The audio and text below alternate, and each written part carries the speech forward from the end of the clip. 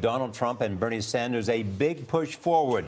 Trump won Tuesday's Republican primary easily with 35% of the vote. Sanders, who barely lost in Iowa, won the Democratic vote with 60%. Not only did Sanders pick up 14 delegates, but our exit poll shows he received 83% of the youth vote. He also finished 11 points ahead of Clinton with female voters. That's a group she was able to depend on in 2008. Republican John Kasich also has momentum this morning. He finished second with 16%, followed by Ted Cruz, Jeb Bush, and Marco Rubio. But Republicans preferred Donald Trump when it came to the big issues. Our exit poll shows 40% believe he is the best to handle the economy. 30% of the voters believe that Trump is the best to handle an international crisis. And Donald Trump is here, finally, live and in color, joining us at the table. Good morning to you.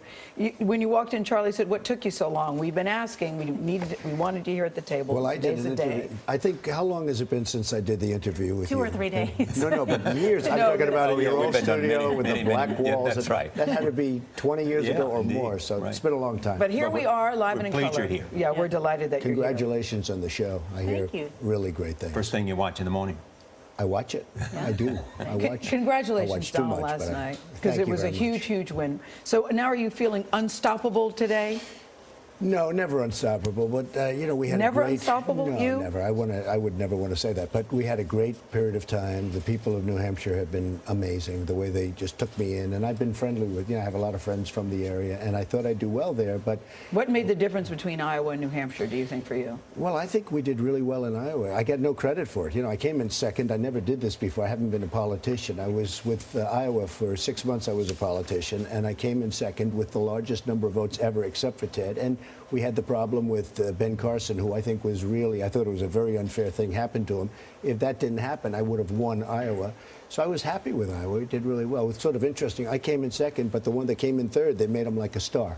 I said, what about me? I came in second. What happened to me? So, You're speaking of Marco Rubio. Yeah. All right. Why the Republican Party is hell-bent, the establishment, on stopping you. Even Governor Bush said this morning on this program, it would be disastrous if you were the nominee. Well, Jeb is a person who, you know, he doesn't have it. He spent $38 million. But he's not alone, and you've talked about him before. Yeah, I do. I mean, the I Republican Party, the establishment, worries about you. Charlie, they I want can to tell stop you that I am getting so many calls from members of the establishment, people in the Republican Party that were totally against me, and they want to join the team right now. We're doing so well. And it includes Chris Christie. He called you? He didn't call to say he's going to. No, but he called you. He did call me. Yeah. And what did he say? He's a friend of mine. I mean, he's a friend of mine. He did a really good job in the debate, and he's a friend of mine. He just congratulated me. He said it was unbelievable what you've done. I mean, the numbers were fantastic. Is he going to drop out? Is it time for him to drop out? I don't know. I mean, I don't know. We talked about it a little bit. He's. But do you think it's time for him to drop out? I'd like to see a lot of people drop out. I'd like it to be a few people. Actually, I'd like you to get it down to one.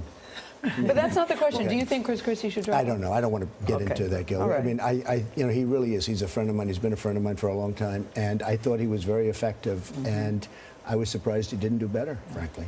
You had a decisive win in New Hampshire, 34%. There's a lot of candidates in the field. The 4 establishment candidates, as they're called, together gained a greater percentage of the vote than you. Since they're well-funded, do you think this will go on all the way to the convention? Well, I'm much better funded than they are. It's called my own money. I'm putting up my own money. So I'm much better funded than any of them. And when they put down Trump, they don't put down anything because I put up my own money. But by doing that, I'm not controlled by the special interest, the lobbyists, and all of these other people. And a lot of people say if they check Charlie, they check, you know, the results, they say that was a big reason I did so well. People are tired of it because these politicians are controlled by the people that put up the money. Let me speak to that. People say you have changed American politics in the way that you're going about this. Have you? And what is the way that you're going about it that makes a difference? Charlie, I've heard it so many times, and I view it differently. Somebody called up a friend of yours, a very great reporter, and said, who I just keep quiet because I don't know I'm supposed to be saying this. He said, what are the initials? What does it feel like? What are the initials? Well, I'll tell you after the show. But said, what does it feel like? And I said, what does what feel like? You've changed American politics. It's amazing what you've done. I said, I haven't done anything unless I win. And I mean, not the nomination. I mean, win the whole thing. I haven't done anything because I can't do anything about it. You know, if you're a failed candidate, even if you go to the final step, you look at some of the people that ran for president, did a good job and failed. Now, in my case, it's different because nobody's ever won as an entrepreneur, you know, New Hampshire and done as well as we've done. But I think we have a lot of additional But have you victories. changed politics? Probably. I did New Hampshire much different. We'd have massive rallies. You know, we'd have these big rallies where everybody said you have But to John walk in and Kasich have had like 100 town hall meetings. Yeah. You'd fly in on your jet and do a big rally and fly back to New York. Well, I took the Verizon Center. We had 6,000 people, and other people were having 200 people. And it's don't worry about that water. It's a good one. But you know, I'm lucky in that we get very big crowds. Tonight, I'm going to South Carolina. We're going to have at least 10,000 people, and that was set up 3 days ago. So we get big crowds. But if where's they this got big coming crowds, from? they do it that way Donald too. Trump, where's this coming from? Because I hear two schools of thought. Either people are excited about your candidacy or they're mortified about your candidacy. I don't think mortified. I mean, I think No, people I've have heard respected people what I've done, mortified. Gail. No, well, I think people, well, they may be, you know, not happy, but mortified's a different kind of a word. Yeah, but politicians are saying they're worried that they'll lose the Senate and they're worried that they'll lose the House if you were at the head of the ticket. And yet polls are coming out, and polls are showing that I will beat Hillary Clinton easily, and that I think I don't know about the other one. I think the other one is going to be very easy to win. If Bernie ever gets it, I can't imagine that's possible. He's going to charge you 95% tax. But that I would beat Clinton. And, you know, I'll do something different than anybody else. I have a chance of winning New York, Charlie. You know, you look at these politicians, they always talk about the 6 states. You've got to win this one, that one. You have to win Ohio. You have to win Florida.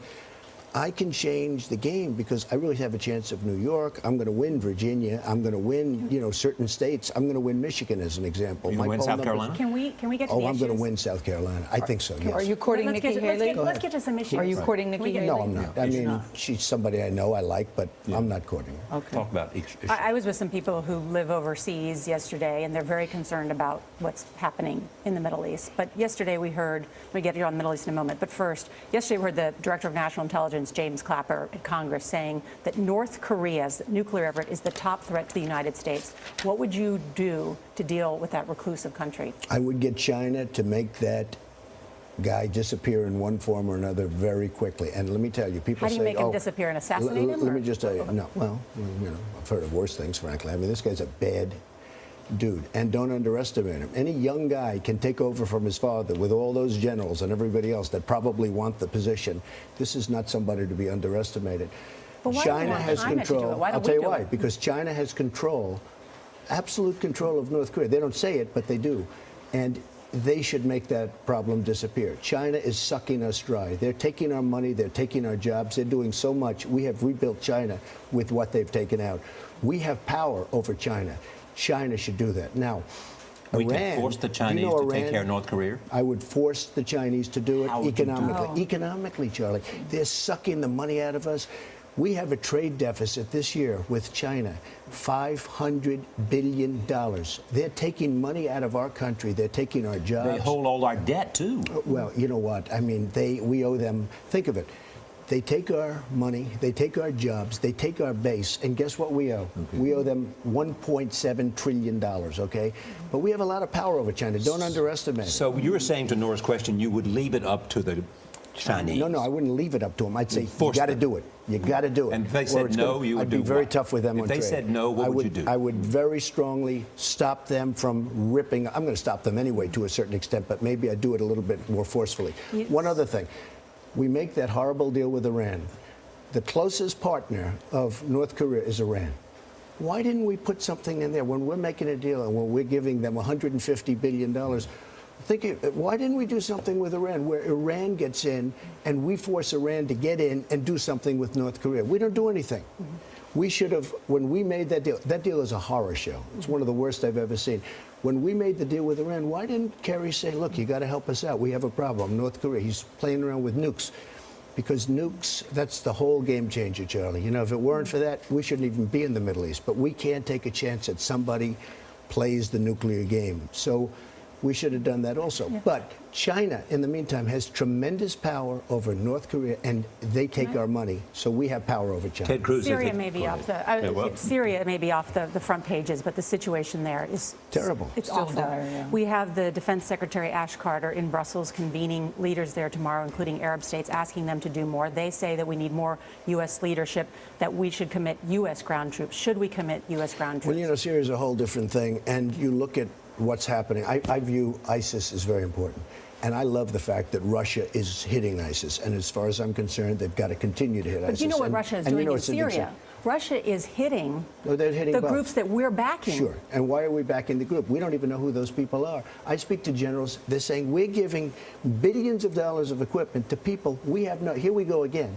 We're giving all of this money and all of this equipment to people we have no idea who they are. They're probably worse than Assad. I mean, Assad's no baby. He's not good. But who are the people that we're backing? Here we go again with Libya. That's President Obama's argument. Yeah. Well, I we think don't that's know good. who the weapons I will mean, fall into whose hands. We have no idea. Well, why is he doing that? I mean, he's giving them a lot of weaponry, and we're backing people that want to knock out Assad. Russia and Iran, which is now a power, we've made them a power, they're backing Assad. We've got to get rid of ISIS. We've got to get rid of the people that are chopping off everybody's head. You say you have a good relationship with Putin, or would have a good relationship? I think I would have a very good relationship, but who knows? So I mean, could you convince Putin to get Assad to step aside? Well, they've been trying to do that. Yeah. Could I? I don't think it's that important, to be honest with you. I think, frankly, let's say you get rid of Assad or you knock out that government. Who's going to take over? The people that we're backing, and then you're going to have, like Libya, right? You take Gaddafi. Oh, we have to get rid of Gaddafi. Look what happened after we got rid of Gaddafi. Look what happened after we got rid of Saddam. So getting rid of Gaddafi was a mistake. It was just, yeah. To me, it was a total mistake. I mean, Benghazi was the least. Look at what's going on over there. It's a mess. Nobody knows anything about anything. You look at Saddam Hussein. We get rid of Saddam Hussein, the terrorists. It's the Harvard of terrorists. So getting rid of Gaddafi and getting rid of Saddam Hussein were both mistakes. Had we not done anything, had our politicians gone to the beach and enjoyed the sun, we would be in a lot better position than we are right now. Saddam Hussein, no good guy, but Saddam Hussein killed terrorists. Now Iraq is the Harvard of terror. You want to become a terrorist, go to Iraq. They'll teach you how, okay?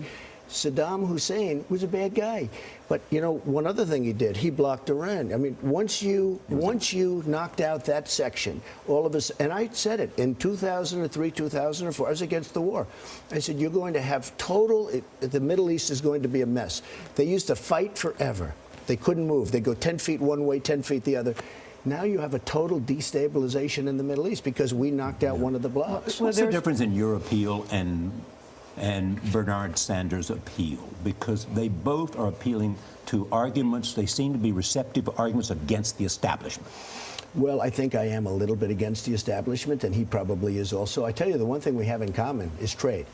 The only difference is he can't do anything about it. I can. He knows that China's ripping us, and he admits it. And he knows Japan and Vietnam, that's the new one on the block, by the way. They're ripping us, big league in Mexico. And I do, too. The difference is I can do something about it. I will take those deals and make them great. It's great to have you here. Yes, thank you, It's Donald nice Trump. to be with you, Charlie. Yes. We hope Nice that you'll to be with return. you. Yes, come I back, will. please. I will. And I'd we'll love to do it by phone. I mean, if you have any No, phoners. no. How about some phoners? It's good to see you in person. We want Charlie, you to it's get great to hear dressed. you. We want you to get dressed No, and no, out I of your know. pajamas and come. I'll be back. And I'll be back. We'll see you at the debate on Saturday night Good. as well. I look forward to it.